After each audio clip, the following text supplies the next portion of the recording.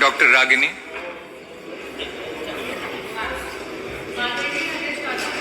मैं आपका आभार व्यक्त करना चाहूंगी कि आपने 2025-26 के बजट की चर्चा पे मुझे बोलने का अवसर दिया। आज इस भरे सदन में मैं सर्वप्रथम संविधान के रचयिता बाबा भीमराव अंबेडकर जी को नमन करती हूँ, जिन्होंने आर्टिकल 25 में हमें ये अधिकार दिया, स्वतंत्र धर्म का सम्मान अधिकार और हर आस्था का सत्कार। और इसी के नाते आज पूरे देश में और प्रदेश में हमारे बीच में कुंभ का महापर्व जो रहा, उसमें पूरे देश से लोग आए।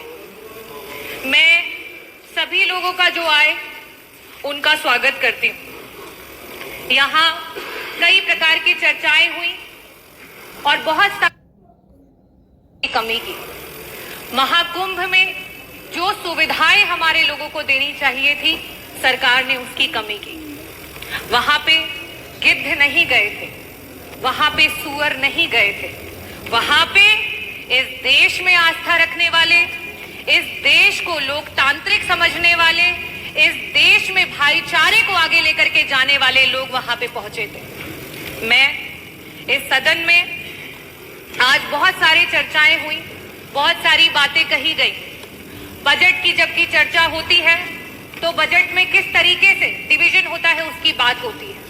अभी सत्र में कुछ दिन पहले बात हुई कि अंग्रेजी में विधायकगण अपने भाषण दे सकते हैं, लेकिन जब आपकी बजट में एलोकेशन की बात आती है, शिक्षा की बात आती है, जो हमारे बच्चे प्राइमरी स्कूल में पढ़ रहे हैं, जिनकी नींव अंग्रेजी से शुरू नहीं होगी, तो वो आगे जाकर के आपके अंग्रेजी में दिए हुए भाषणों को नहीं समझ पाएंगे। लेकिन आप क्या काम कर रहे हैं? जहां 15% कहीं आपकी सरकार बजट दे रही थी, आज शिक्षा में वो बजट गिरा करके 13% पे आ चुका है। ये स्थिति है। अगर मैं बात करूं स्वास्थ्य की, क्योंकि मंत्री जी यहाँ बैठे नहीं है, जब स्वास्थ्य पे जब विपक्ष चर्चा करने की कोशिश करता है, मंत्री जी उत्तेजित हो जाते हैं। शायद इसीलिए हो जाते हैं क्योंकि स्वास्थ्य में मात्र 6% का बजट दिया गया है और इस 6% के बजट में भी मंत्री जी 40% का बजट पिछले जो बजट में था एलोकेटेड, उसको इस्तेमाल नहीं कर पाए।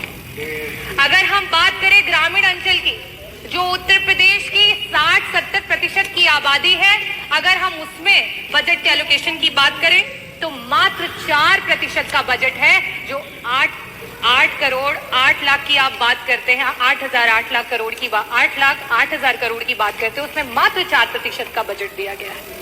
और सबसे बड़ी नाइंसाफी अगर इस सरकार में कोई झेल रहा है तो वो हमारा किसान है।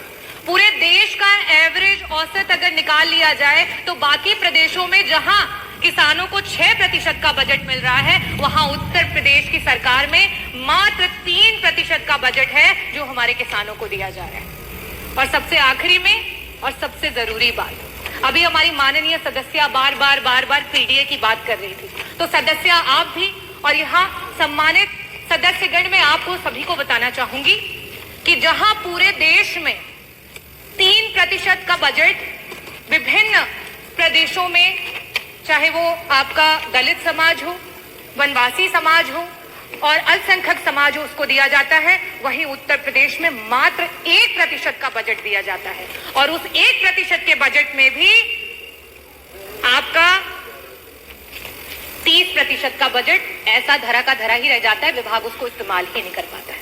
हम इतने बड़े बड़े बजट की बात कर रहे हैं, मैं आंकड़े रखना चाहूंगी। शिक्षा विभाग में वर्तमान में 14% का बजट जो है वो शेष रह गया, इस्तेमाल नहीं कर पाए।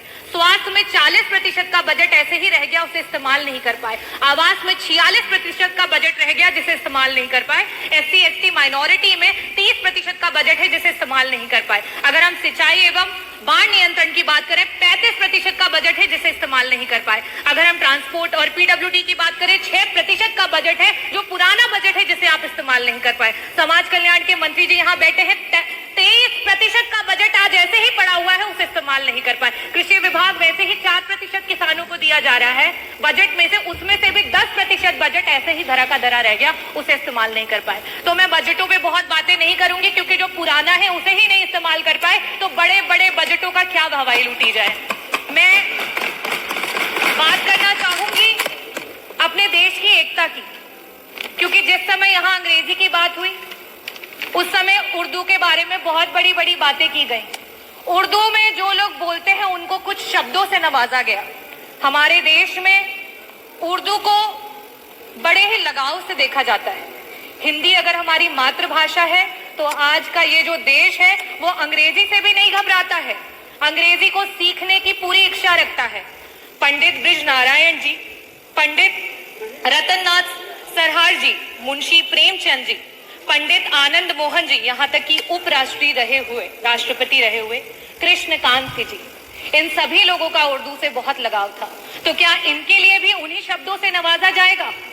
मैं आखिरी में सिर्फ यही कहना चाहती हूँ, ये विकसित देश है, ये प्रगतिशील देश है और ये युवाओं का देश है और युवाओं की यही आवाज है कि रावण नहीं हम पलने देंगे साधुओं के वेश में, रावण नहीं हम पलने देंगे साधुओं के वेश में, अफजल नहीं पनपने देंगे अब्दुल कलाम के देश में, हिंदू हो या मुसलमान अब शीश नहीं कटने देंगे, कसम तिरंगे झंडे की अब ये देश नहीं बटने देंगे। जय भीम, जय भारत, बहुत बहुत धन्यवाद।